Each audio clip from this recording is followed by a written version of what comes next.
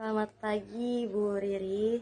Perkenalkan saya Siva Anwar dari Prodi Ilmu Komunikasi PJJ S1. Pada kesempatan kali ini saya ingin mempresentasikan tentang analisis mengenai implementasi Industri 4.0 terhadap dampaknya kepada kaum prasejahtera. Revolusi 4.0 ditandai dengan pemanfaatan teknologi, yaitu seperti artificial atau AI yang sudah canggih, Internet of Things, robot otonom, serta digitalisasi sistem kerja. Transformasi ini tidak hanya meningkatkan efisiensi industri, tetapi juga mengubah pola kerja, sistem produksi, serta kebutuhan keterampilan dalam tenaga kerja.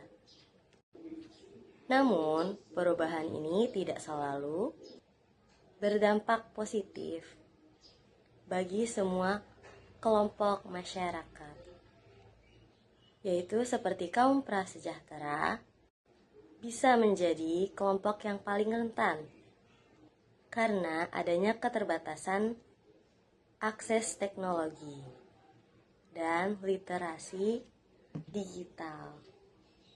Kaum prasejahtera yaitu meliputi definisi kondisi ekonominya, tantangan dalam adaptasi.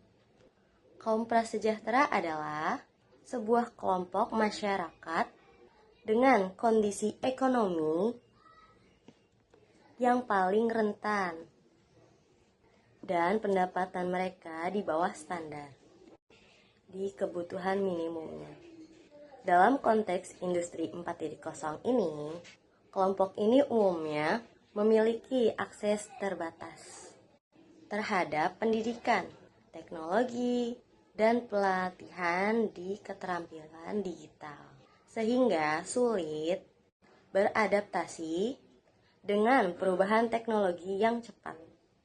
Akibatnya, mereka berisiko semakin tertinggal dalam aspek pekerjaan, ekonomi, dan kualitas hidupnya. Rumusan masalah. Di dalam rumusan masalah meliputi yaitu rumusan masalah, tujuan peneliti. Peneliti juga memiliki bertujuan untuk menganalisis bagaimana implementasi industri 4.0 yang memengaruhi kehidupan kaum prasejahtera, baik dari sisi peluang maupun hambatannya.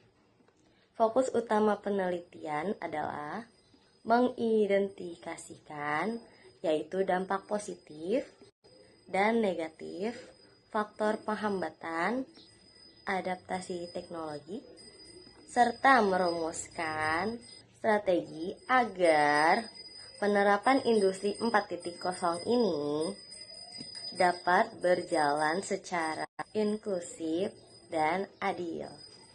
Dampak positif industri 4.0 baru, akses ekonomi, layanan publik baru, konektivitas meningkat.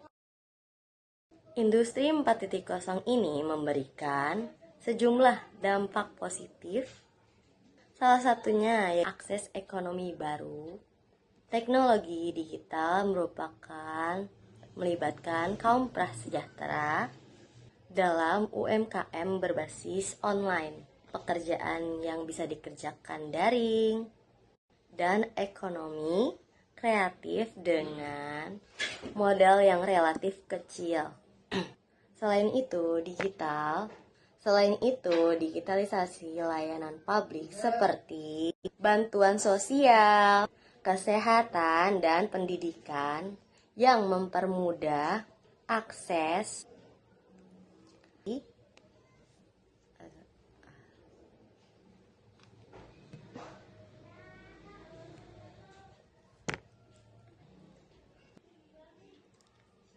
membantu masyarakat membangun jaringan sosial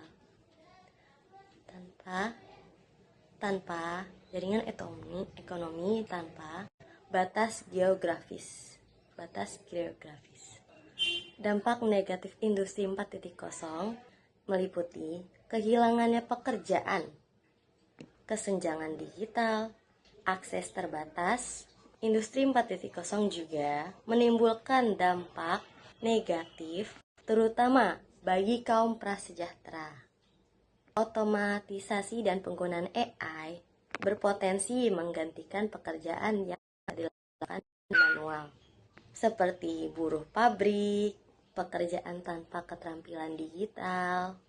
Kesenjangan digital juga bisa makin lebar, karena tidak semua masyarakat yang bisa memiliki akses perangkat, internet, literasi ICT, ketimpangan sosial dan ekonomi jika tidak ditangani dengan sebuah kebijakan yang tepat.